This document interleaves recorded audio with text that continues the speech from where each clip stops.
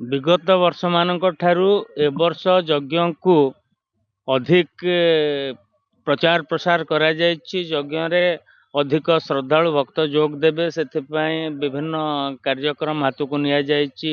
जेमती प्रतिवर्ष परि यज्ञ हुए यज्ञ सबुठु बड़ आकर्षण भारत वर्षर कोण अनुकोणरू साधु सन्थ माने यज्ञ कार्यक्रम रे जोग दियंती। शताधिक साधु सन्थ चलित वर्ष कार्यक्रम रे जोग देबे एवं आनंद बजार व्यवस्था सबुदिन करा जायछि। यज्ञ रे अखंड आनंद बजार व्यवस्था होउछि।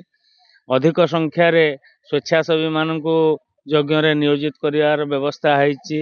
प्रशासनिक सहयोग पूर्ण भाव रे आनिबा पई विधायक सहित यज्ञ कमिटी विस्तृत आलोचना करछि। सबु प्रकार एक प्रकार प्रस्तुति वर्तमान यज्ञ पई आरंभ हो जायछि एवं ए प्रस्तुति आसंता 25-26 तारीख सुधा संपूर्ण हो जिवो। 28 मार्च रु आरंभ हो एप्रिल 1 पर्यंत यज्ञ कार्यक्रम चलिबो। प्रत्यय धर्मसभा एवं यज्ञ कार्य इत्यादि चलिबो। सुरक्षा व्यवस्था पई प्रशासनिक स्तर रे पुलिस प्रशासन को जना जायछि। से माने पूर्ण सहयोग करिवार प्रतिश्रुति दैछन्ति। ता छडा एक ग्रामांचलर अनुष्ठान पाख पड़ोसी 5टी पंचायतर समस्त जनसाधारण ए कार्यक्रम को श्रृंखलित करिया पई सहयोग करुचंती। सबु अंचलरू प्रत्येक गाँ गाँ की स्वेच्छासेवी यज्ञ कार्य नियोजित होउचंती। तेणु याकू श्रृंखलित करा जाई पारिबो।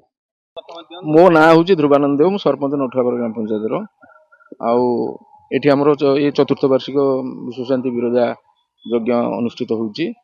आउ एठी जो यज्ञटी होउची ये यज्ञ होउची एक आंचलिक यज्ञ रे परिणत होईची। एठी नठुआपर होउची बोली एटा नठुआपर नुह, एटा आंचलिक यज्ञ रे परिणत होईची। आउ एठी विशेषत्व होउची जे एठी गोटे माने साधु सन्तंकर गोटे सम्मिलन होउची, जोटा कि माने साधु मानकर संग लाभ करने ये बहु लोक समागम होउची। हजार हजार लोकंकर समागम होउची। आउ एटी शांति श्रृंखला रे यज्ञ होउची।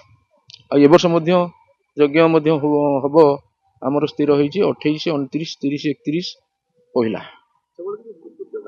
तो प्रथम वर्ष आस्थिले प्राय 70-80 मूर्ति साधु। गत वर्ष भी से भले आसीथिले। साधु मानकर भी एटी होउची समागम होउची, भल समागम होउची एवं लोक माने साधु दर्शन करिया पे बहुत आसुचंदी। आउ आनंद बजार भी सब चलुची। शांति श्रृंखला रे यज्ञ चलुची।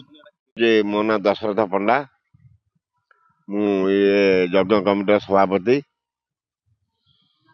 आमे यज्ञ पे विभिन्न एरिया को पाख पड़िशा रे समस्त को निमंत्रण को जाजपड़ पानी कोइली कुआखिया जारका आउ धर्मशाला थानार विभिन्न अंचल को मध्य आउ ये रसलपुर ब्लॉकर विभिन्न आम आखपाख गाँव सबुआड़े आम पिला माने जाई प्रचार पत्र एवं आसवा को समस्त को अनुरोध करा निमंत्रण करा जायछि। आउ आमर सबु कार्य सुचारू रूपे भल ए वर्ष हम बोलिकी जना पड़ुची। एठी आमर 5 दिन काल प्रथम दिन हूँ आमर अंकुरारोपण, द्वितीय दिन कलश यात्रा, तृतीय चतुर्थ पंचम दिन हूँ पूर्णाहुति। एटी विभिन्न प्रकार सांस्कृतिक कार्यक्रम अनुष्ठित हब। विशेष प्रकार कथा हूँ आम एरिया रे नवकुंड यज्ञ कौटी है। नवकुंड यज्ञ हूँ जो माँ बिरजा होती दुर्गांकर प्रतिमूर्ति। तेणु नवकुंड हूँ 9 जन होती से देवी। प्रथमे शैलपुत्री, तृतीय ब्रह्मचारिणी, तृतीय चंडाघंटी, पुष्पांडी चतुर्थकम, पंचमे स्कंद महापति, षष्ठे कात्यायन तथा सप्तमे कालरात्रि, महागुरती चाष्टम, नवमे सिद्धिदात्री ब्रह्म दुर्गा प्रकटिता। ये हूँ 9 जन सिद्धिदात्री मान सिद्ध लोक भल बाट को आनबार जे प्रतीक ए नवकुमारी माने पूजा पाती। आ 10 महाविद्या मूर्ति रे पूजा पाउचंती। माँ दुर्गांकर महिषासुर वध करा जायछि।